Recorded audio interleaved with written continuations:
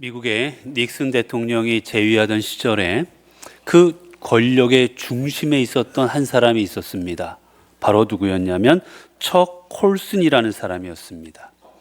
이 사람은 대통령의 보좌관으로서 대통령의 최측근으로 법률 대리인으로 대통령 옆에서 많은 권력과 힘을 누리고 있던 사람입니다. 세상 말로 말하면 잘 나가던 사람이었습니다. 그런데 한순간에 그의 인생이 뒤바뀌고 맙니다. 바로 워터게이트 사건이 터진 거지요. 워터게이트 사건으로 말미암아 그는 이제 한순간에 백악관의 중심에 있던 사람에서 그는 범죄자가 되고 맙니다. 그리고 그는 이제 언론과 그리고 사람들에게 비난을 받고 그리고 감옥에 갈 처지에 처해집니다. 한순간에 인생이 바닥으로 떨어져 버렸어요. 어떻게 될지 모르겠습니다. 그가 좌절하고 낙심하고 인생에 무너진 가운데 있을 때 그의 친구 중 하나인 필립스라는 친구가 그에게 책 한 권을 건네줍니다. 그 책이 뭐였냐면 C.S. 루이스의 순전한 기독교라는 책입니다. 이 기독교에 대해서 변증하는 내용의 그런 책이에요. 아주 좋은 책입니다. 이 책을 받아들은 척 콜슨은 이제 이 책을 도대체 무엇이기에 내가 인생이 이렇게 무너지는 이 순간, 내가 도대체 숨도 쉬기 어려운 이 순간에 이 책을 나에게 주는 것일까 궁금해서 이제 차에서 책을 읽기 시작했습니다. 그런데 놀라운 일이 벌어집니다. 그 책을 읽던 그는 너무 많이 울어서 그 운전을 할 수 없을 정도로 그는 통곡을 합니다. 그는 후에 이렇게 고백합니다. 세상의 그 어떤 것도 나를 그렇게 흔들어 놓은 적이 없었다. 위대하신 하나님께서 내 울부짖음을 듣고 계신다는 것을 나는 분명히 알 수 있었다. 그는 이 책을 통해서 하나님 앞에 부르짖고 울부짖습니다. 내 이 무너져버린 인생, 끝장나버린 같은 내 인생, 이 인생에 무엇이 중심이고 어떻게 될지를 그는 비로소 깨닫기 시작했던 거예요.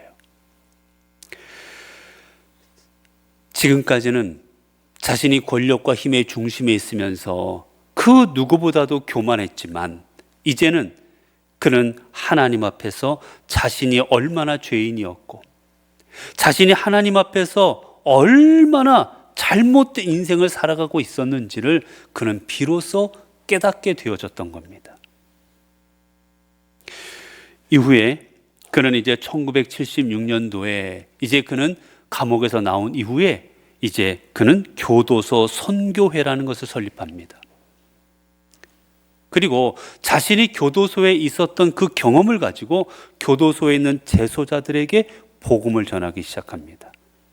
평생을 하나님 앞에 하나님의 말씀을 들고 재소자와 수많은 사람들에게 복음을 전하는 일에 자신의 인생을 그는 바친 삶을 살아갑니다. 그의 인생이 왜 이렇게 바뀌었을까? 여러분, 권력이 그의 인생을 바꾼 게 아니었습니다. 어떤 지식이라든지 어떤 힘이 그의 인생을 뒤덮어버린 것도 아니었습니다. 그의 인생을 바꾼 건 바로 주님을 향한 눈물이었습니다. 그랬기에 척 콜슨의 인생은 감옥에서 끝난 인생이 아니라 거기서부터 새롭게 시작이 되어집니다. 그가 흘렸던 그 눈물이 그를 예수 그리스도께로 인도했고 그 눈물로 말미암아 그는 하나님 앞에서 자신의 새로운 인생을 주님의 힘으로 개척해 나갈 수 있었기 때문이었습니다. 성경에 보면 성경엔 눈물에 관한 여러 기록들이 나옵니다. 대표적인 케이스가 누구냐? 예레미야지요. 우리가 예레미야는 눈물의 선지자라고 부릅니다. 나라의 멸망 앞에서 그 민족의 심판 앞에서 그는 늘 눈물로 하나님의 말씀을 선포했고 눈물로 하나님 앞에 기도합니다. 그리고 그 눈물로 말미암아 하나님께서는 이스라엘을 심판의 마지막이 아니라 회복을 그들에게 허락하여 주셨습니다. 누가복음에 보게 되면 죄 많은 여인이 나옵니다. 예수님께서 바리새인의 집에 들어가셨을 때 한 죄 많은 여인이 주님 앞에 나오게 되지요. 그녀는 주님 앞에 서지도 못하고 주님 뒤에서 주님이 앉으시게 되자 주님의 발에 눈물을 흘리기 시작합니다. 얼마나 울었는지 그 눈물로 주님의 발을 씻길 정도였습니다. 그리고 그 주님의 발을 자신의 머리카락으로 씻어드립니다. 물기를 닦아두린 후에 주님 발에 향유를 부어드리지요. 이 사건으로 말미암아, 그의 눈물로 말미암아 그녀는 사람들에게는 손가락 당했지만, 사람들은 그녀를 죄 많은 여인이라고 그녀를 멀리했지만, 그녀는 주님으로부터 내 죄 사함을 얻었느니라는 은혜를 입게 됩니다. 한나는 자녀가 없었습니다. 자녀가 없어서 너무나도 큰 고통을 당했습니다. 업신여김을 당했고 멸시함을 받았어요. 그는 그 마음을 가지고 어디로 나아갑니까? 성전으로 나아갑니다. 그리고 그 성전에 나아가 하나님 앞에 기도합니다. 눈물로 기도합니다. 얼마나 앞에 눈물로 기도했는지 하나님께서는 그녀에게 사무엘이라는 민족의 지도자들을 허락하여 주십니다. 히스기야가 죽을 병에 걸렸습니다. 그가 이제 얼마 안 있으면 죽게 될 것이라는 이사야의 선지자를 통한 그 예언을 듣게 되자 그는 하나님 앞에 나아가 눈물로 기도하기 시작합니다. 그가 눈물로 기도할 때 하나님은 그에게 15년이라는 세월을 더하여 주십니다. 또 성경에 보면 많은 눈물 흘렸던 사람이 누구냐? 다윗입니다. 다윗은 수많은 전쟁을 통해 수많은 그의 삶 속에서 많은 배신과 많은 위험과 역경을 경험합니다. 시편 6편 6절에서 8절을 보아도 내가 탄식함으로 피곤하여 밤마다 눈물로 내 침상을 띄우며 내 요를 적시나이다. 대적들로 인해서 얼마나 고통을 당했고 고난을 당했든지 그가 고백합니다. 내가 얼마나 울었는지 내 눈물이 내 침대를 띄울 정도입니다. 내 요가, 내가 깔았던 내 침상이 다 젖어버리고 말았습니다. 시편 56편 8절을 보아도 나의 유리함을 주께서 계수하셨사오며 나의 눈물을 주의 병에 담으소서. 블레셋에 갇히게 되었을 때 그가 눈물로 하나님 앞에 기도했던 기도의 내용입니다. 하나님, 내가 주님의 능력이 아니면 살아갈 수 없습니다. 이곳에서 죽게 되었습니다라고 하나님 앞에 눈물로 기도할 때 하나님은 다윗을 그의 모든 대적들의 손에서 구해 주셨고 그를 이스라엘의 가장 위대한 왕으로 세워 주십니다. 여러분, 이처럼 성경에서 눈물은 어느 때 나오느냐? 우리 인생이 무너지게 되었을 때, 내 힘으로 감당할 수 없고 내 능력으로 감당할 수 있는 일들 앞에서 우리의 삶이 무너져 내릴 때 하나님, 내 능력 가지고는 감당할 수 없습니다. 내가 어떻게 행할 수 없습니다라고 우리 자신을 하나님 앞에 내어드릴 때 그때 흘렸던 것이 바로 눈물입니다. 그리고 하나님께서는 그 눈물을 보시고 눈물 흘린 당신의 자녀들, 백성들을 돌보셨고 구하셨고 그들을 생명의 길로 인도하여 주셨습니다. 오늘 본문에도 보게 되면 인생의 무너진 가운데 자신의 삶, 철저하게 무너짐을 경험했던 한 사람의 이야기가 나오고 있습니다. 바로 베드로입니다. 그는 평생을 주님을 따르겠다 맹세한 사람이었습니다. 한 주님께서 내가 나를 3번 부인할 것이다 말씀하시자 주님, 아닙니다. 저는 절대로 주님 부인하지 않겠습니다. 아니, 사람들은 다 배신할지라도 저는 배신하지 않겠습니다. 아니, 모든 사람들이 다 도망가도 저는 제 목숨을 내어놓고 내가 죽을지언정 주님 배신하지 않겠습니다. 그렇게 주님 앞에 고백했던 사람이 바로 베드로입니다. 여러분, 그런데 그가 어떻게 합니까? 오늘 본문에 보면 이렇게 말합니다. 베드로가 예수께서 자신에게 하신 말씀 곧 닭이 2번 울기 전에 내가 3번 나를 부인하리라 하심이 생각나서 울었더라. 기억하고 울었더라. 여러분, 베드로는 내가 주님을 지키겠습니다, 절대로 주님을 배신하지 않겠습니다라고 고백했건만 결국은 주님을 배신하고 말았고, 그리고 주님 앞에서 눈물을 흘리고 말입니다. 어떻게 된 일일까? 예수님께서 겟세마네에서 잡혀가시게 되자 이제 베드로는 멀찍이 주님을 따라갑니다. 주님께서 이제 안나스에게 이제 대제사장 집에서 이제 재판을 받게 되시자, 신문을 받으시자 멀리서 그 모습을 베드로는 지켜봐요. 그런데 이때가 언제였느냐? 우리로 말하면 약 3월 말에서 4월 초 정도의 그때 이제 시간입니다. 이스라엘로 말하면 이때 이스라엘은 약간 늦겨울이에요. 겨울인데 이제 겨울이 끝나가고 봄이 시작될 무렵 그 정도입니다. 그렇기에 한밤중에는 매우 추웠습니다.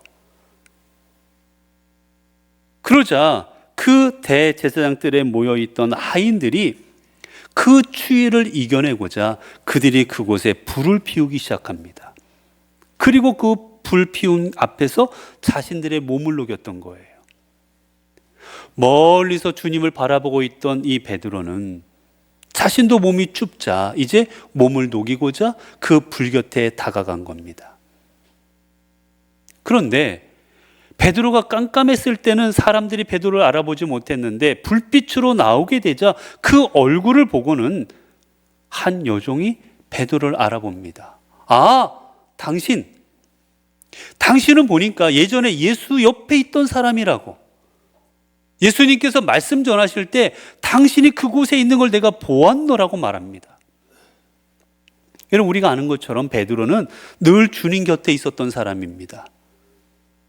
주님이 어디 가시는 곳에 늘 따라다녔던 그 옆에 있던 게 제자 베드로였어요. 그렇기에 분명 사람들은 예수님을 보면서 베드로도 보았을 겁니다. 그러자 베드로가 뭐라 말합니까? 베드로가 말하지요.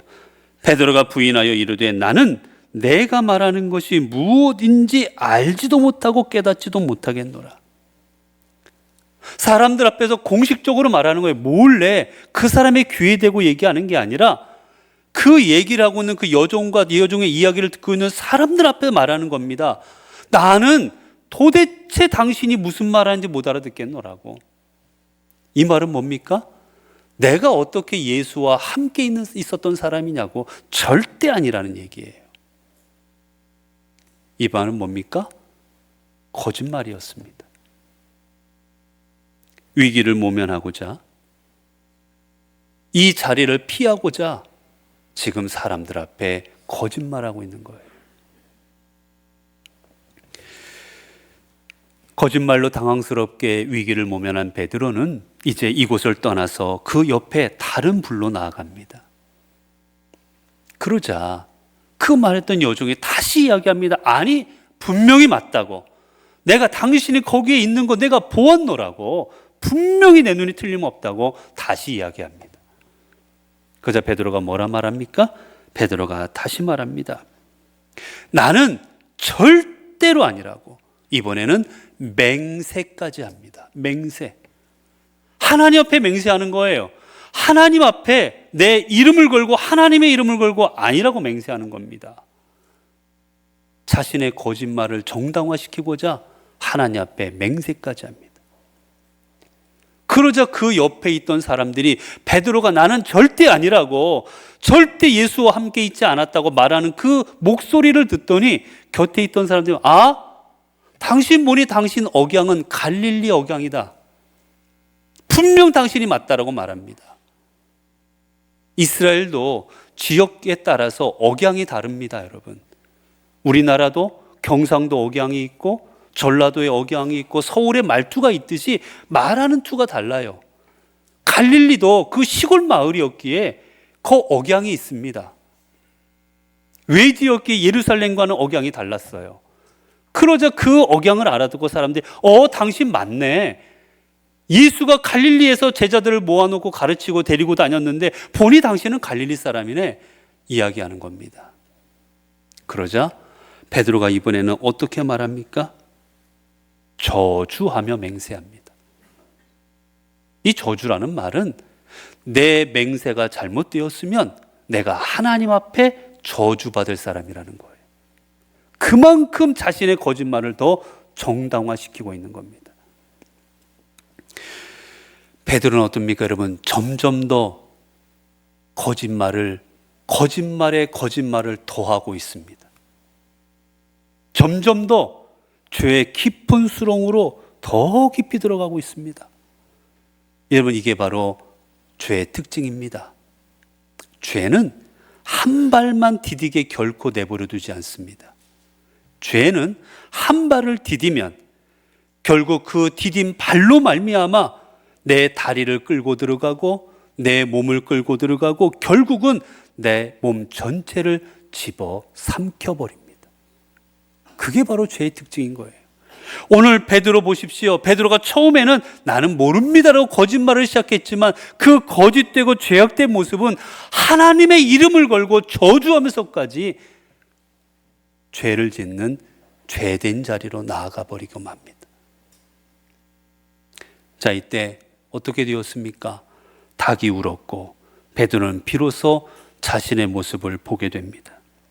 오늘 본문을 보면 닭이 곧 두 번째 울더라. 이에 베드로가 예수께서 하신 말씀 곧 닭이 두 번 울기 전에 내가 세 번 나를 부인하리라 하심이 기억되어 그 일을 생각하고 울었더라. 같은 본문입니다. 마태복음에 보면 이에 베드로가 예수의 말씀에 닭 울기 전에 내가 세 번 나를 부인하리라 하심이 생각나서 밖에 나가서 심히 통곡하니라. 이제 드디어 베드로는 깨닫습니다. 내가 지금 무슨 짓을 하고 있었던가? 내가 지금 무슨 말을 하고 있었던가? 비로소 자신의 행동을 돌아보기 시작합니다. 그리고는 이제 그는 통곡합니다. 이 통곡이라는 것은 심장이 찢어질 정도로 큰 소리로 우는 거예요. 베드로는 지금 심장이 찢어질 정도의 큰 아픔을 가지고 주님 앞에서 대성통곡을 하고 있는 겁니다. 내가 왜 그랬을까? 내가 왜 주님을 모른다 부인했던가? 통곡하고 있습니다. 여러분, 이 베드로가 통곡하는 이 장면을 보게 되면 먼저 통곡하기 전에 그저 통곡한 게 아니에요. 통곡하게 된 계기가 있습니다. 오늘 말씀에 뭐라고 되어 있습니까? 이에 베드로가 예수께서 하신 말씀 곧 닭이 두 번 울기 전에 내가 세 번 나를 부인하려는 심이 기억되어. 베드로가 통곡하기 이 이유는 주님의 말씀을 기억했기 때문입니다.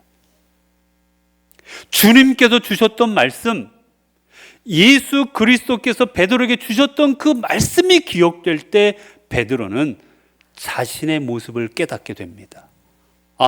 내가 지금 뭘 하고 있는 건가? 내가 지금 무슨 말을 하고 있는가? 자기의 죄된 모습을 깨닫게 되었던 거예요. 이전까지는 그저 살아야 되겠다라는 마음에, 이 자리에서 이 위기를 못 면해야 되겠다라는 그 마음에 자신이 죄 짓고 있는지도 몰랐던 겁니다. 그런데 말씀이 기억나게 되자 그 모든 죄가 기억나게 된 겁니다. 여러분, 우리가 왜 말씀을 가까이 해야 됩니까? 왜 우리가 말씀을 묵상해야 됩니까? 우리는 말씀 앞에 설 때에만 내가 죄된 존재임을 깨달을 수 있기 때문입니다. 말씀은 우리의 삶의 거울 같은 거예요, 여러분. 하나님의 말씀은 거룩합니다. 하나님의 말씀은 우리와는 전혀 다른 거룩한 하나님의 말씀이에요. 그렇기에 거룩하신 하나님의 말씀 앞에 설 때 비로소 우리는 더럽고 추악한 내 모습을, 내 본 모습을 발견하는 겁니다. 말씀 앞에 서지 않으면 이 정도도 괜찮은 거예요. 다른 사람에 비하면 괜찮은 겁니다. 그죠? 이 정도면 나은 거예요.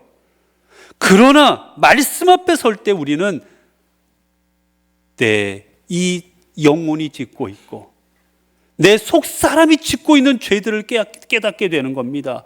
겉으로는 믿음으로 했다고 해요.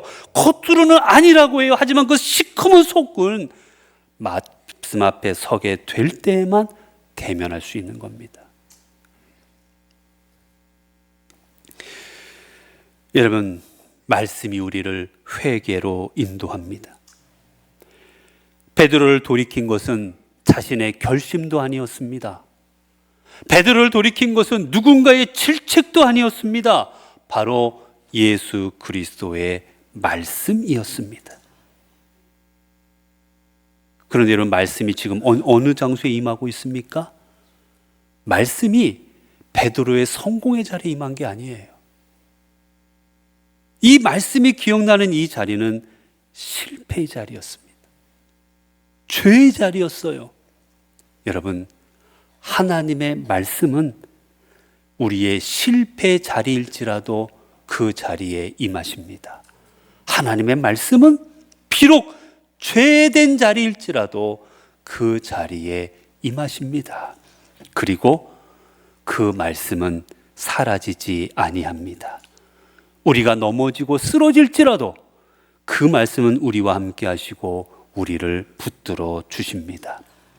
그렇기에 내 삶의 자리에서 무너지고 좌절하고 낙심하고 때로는 죄로 말미암아 내 삶에 어떻게 도대체 살아가야 될지 모르는 그 죄된 자리일지라도 그 자리에서 주님의 말씀이 기억나고 있다면, 주님의 말씀이 생각나고 있다면 그 사람은 복된 사람입니다. 그 말씀이 우리를 다시 주님께로 인도할 것이기 때문입니다. 이제 그는 어떡합니까? 통곡하기 시작합니다. 그는 통곡합니다. 내가 지금 뭘 하고 있었던가? 내가 얼마나 연약한지, 내가 얼마나 지금 못된 행동을 하고 있는지 자신의 모습을 보게 되자 그는 주님 앞에서 통곡하지요. 그리고 중요한 것은 그 통곡이 그의 인생을 새롭게 했다라는 겁니다. 여러분, 주님을 부인하고 떠났던 제자는 베드로 한 사람이 아니었습니다. 우리가 아는 것처럼 가롯 유다도 있었습니다. 그런데 왜 가롯 유다는 지금도 우리는 그를 주님을 배신한, 차라리 태어나지 말아야 될 사람으로 기억하고 주님을 3번이나 부인하고 저주했던 그 사람 베드로는 우리가 본받아야 될 위대한 사도로 여기고 있을까? 그건 바로 베드로는 회개하고 주님께로 돌아왔기 때문이고 유다는 회개하지 않았기 때문입니다. 유다가 지은 죄가 더 컸고 베드로가 지은 죄가 더 덜 컸기 때문이 아니에요. 작았기 때문이 아닙니다. 문제는 회개를, 눈물로 회개를 하였느냐, 회개하지 않았느냐예요. 우리가 잘 아는 사울과 다윗이 있습니다. 사울을 주님께서 버리십니다. 그와 그의 자손들을 버려버리십니다. 처음으로 택한 이스라엘의 왕이었어요. 여러분, 우리가 무엇이든지 첫 번째 했던 거에는 애정이 있습니다.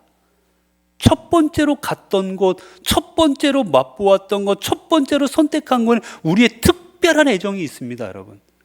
하나님도 이스라엘의 그 왕들 중에 첫 번으로 선택한 게 사울이었어요. 얼마나 애정이 있으셨겠습니까? 그런데 사울을 버리십니다.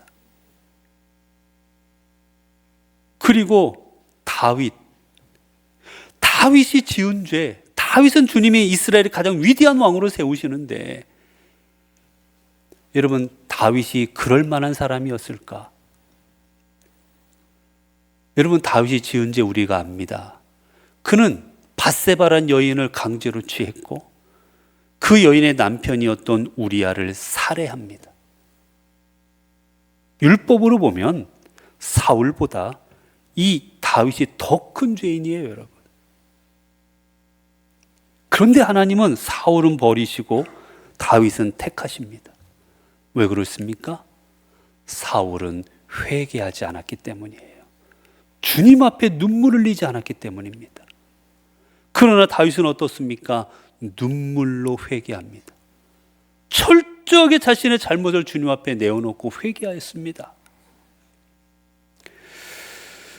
여러분, 그렇기에 주님 앞에서 눈물 흘릴 수 있는 사람은 그 사람은 바로 복된 사람입니다. 그 눈물로 말미암아 그 삶이 새로운 길로 걸어가게 될 것이기 때문입니다. 여러분, 지금 이제 이 주님 앞에 나왔던 이 베드로는 통곡하며 누가복음을 보게 되면 같은 본문이 나오는데 그 본문은 이렇게 말하고 있습니다. 주께서 돌이켜 베드로를 보시니 베드로가 주의 말씀 곧 오늘 다구기 전에 내가 3번 나를 부인하리라 하심이 생각나서 밖에 나가 심히 통곡하니라.